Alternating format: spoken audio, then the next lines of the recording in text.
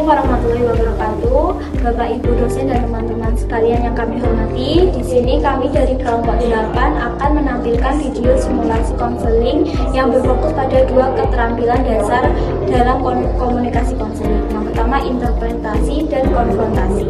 Di sini saya akan menjelaskan tentang interpretasi. Interpretasi merupakan keterampilan konselor akan membantu konseli memahami makna dari pengalaman, perilaku yang sebelumnya belum disadari oleh konseling. Sedangkan konfrontasi merupakan keterampilan konselor untuk menunjukkan adanya ketidaksesuaian antara perkataan, perasaan, dan perilaku konseli dengan cara yang tetap empatik dan tidak menghakimi. Melalui simulasi ini, kelompok kami akan menampilkan situasi konseling antara seorang konselor dan seorang mahasiswa yang mengalami kesulitan dalam mengelola waktu kuliah dan organisasi. Semoga pada video simulasi ini kita dapat memahami bagaimana teknik interpretasi dan konfrontasi digunakan secara tepat dalam proses konseling.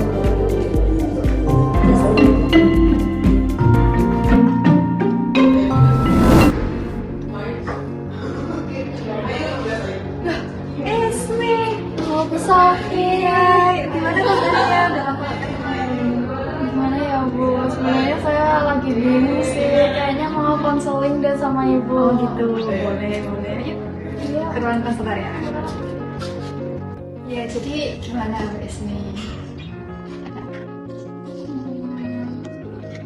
Nah ya Bu ya, akhir-akhir ini tuh saya ngerasa tertekan karena nilai saya itu banyak yang turun. Oh, jadi kamu merasa frustasi ya karena nilai tidak sesuai dengan harapanmu. Iya, kayak saya merasa kecewa dengan diri saya sendiri. Menurutku apa yang membuat nilai itu turun? Mungkin karena saya terlalu fokus ke organisasi ya. Tapi saya nggak pengen meninggalkan organisasi itu. Soalnya saya senang gitu kan.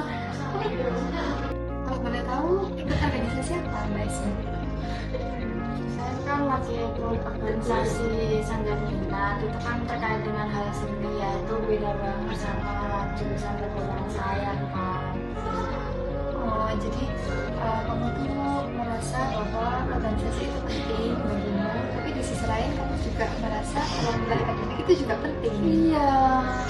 Oke, jadi saya menangkap bahwa organisasi itu penting buatmu karena menambah pengalaman ya.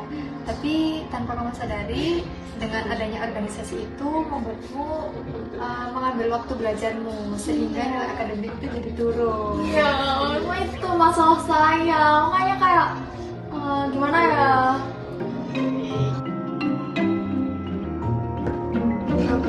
Jadi kayak saya tuh kan organisasi seni ya, itu kan kalau mau berkarya kadang saya bisa fokus banget sampai berjam-jam dan malah lupa waktu buat belajar. Oke, jadi di sini tuh Mbak Ismi itu tidak sesuaian ya dengan keinginan Mbak Ismi untuk nilai akademik yang bagus, tapi mengambil organisasi kesenian yang mengambil waktu belajar Mbak Ismi. Iya sih Bu, saya tahu itu sebenarnya hal yang buruk dan akhirnya saya ubah, tapi gimana ya? Apa yang ingin Mbak Ismi ubah?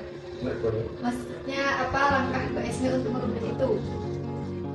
Harusnya saya harus bisa manajemen waktu sih, tapi ya manajemen waktu tuh bisa nggak ya? Itu udah bagus, Mbak Ismi udah kepikiran untuk bisa memanajemen waktu.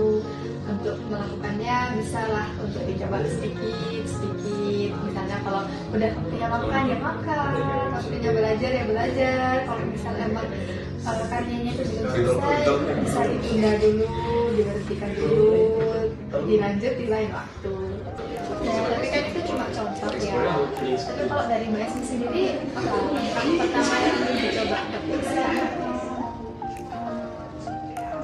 Mungkin karena saya suka hias-hias, coba journaling ya Bu. Soalnya kan di journaling saya dengar bisa buat itu nggak sih, kayak atur jadwal, atur waktu belajar. Terus nanti saya tempel stiker lucu-lucu. Boleh. Itu juga langkah yang bagus kok. Wow, makasih, oh my god. Kayaknya saya mulai paham deh apa yang mau saya lakukan. Oke, bagus. Ini sudah baik ya. Kalau dari Mbak Esme ada yang mau dibicarakan lagi? Insya Allah sudah cukup sih. Oke, itu coba perlahan ya dilakukan journaling itu seperti apa yang kata Mbak Esme, kan suka merias-rias kan ya. Itu dicoba sedikit demi sedikit. Ya sudah Bu, itu saja ya. Terima kasih banyak udah meluangkan waktunya.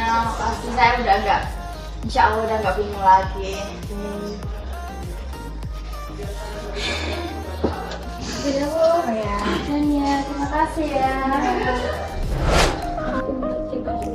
Demikian dalam simulasi konseling yang telah kami tampilkan.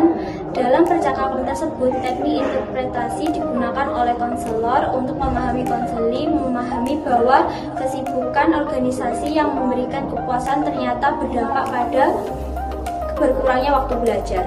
Sedangkan teknik konfrontasi digunakan ketika konselor menunjukkan adanya ketidaksesuaian antara keinginan konseli untuk mendapatkan nilai yang baik dengan perilakunya yang sering menunda belajar dan terlalu banyak kegiatan. Kedua keterampilan ini bertujuan untuk membantu konseli meningkatkan kesadaran diri sehingga dapat menemukan solusi yang lebih efektif terhadap masalah yang dihadapi. Sekian simulasi dari kelompok kami, kelompok 8. Terima kasih atas perhatiannya teman-teman dan Bapak Ibu dosen sekalian. Mohon maaf jika ada salah kata. Wassalamualaikum warahmatullahi wabarakatuh.